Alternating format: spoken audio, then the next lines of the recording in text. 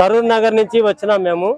మాకు double bedroom ఇల్లు తుక్కుగూడ పక్కన సర్దార్ నగర్లో మహంకాళి వన్లో మాకు డబుల్ బెడ్రూమ్ ఇల్లు అలాట్ చేశారు. పట్టా పేపర్లు ఇచ్చారు, కీస్ కూడా ఇచ్చారు. కానీ మేము వెళ్ళి గృహప్రవేశం చేసుకోవడానికి అవకాశం ఇవ్వట్లేదు. దయవుంచి మా యొక్క విన్నపం ఆలకించి మేము గృహప్రవేశం చేసుకునేటువంటి వీలు కల్పించవలసిందిగా ప్రస్తుత గవర్నమెంట్ని మేము అభ్యర్థిస్తున్నాము. మేము దాదాపు అక్కడ 800 మందికి ఇల్లు అలాట్మెంట్ అయినాయండి. ఇంతవరకు ఎవరూ వెళ్ళలేదు.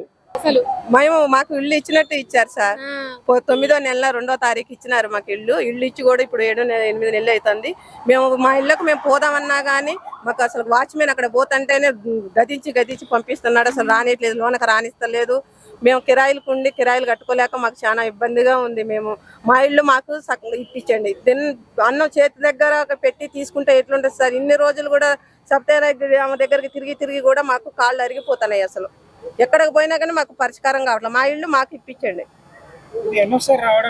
మేము ఫస్ట్ సార్ ఇదే ఫస్ట్ సార్ ఇక్కడికే వస్తున్నాం.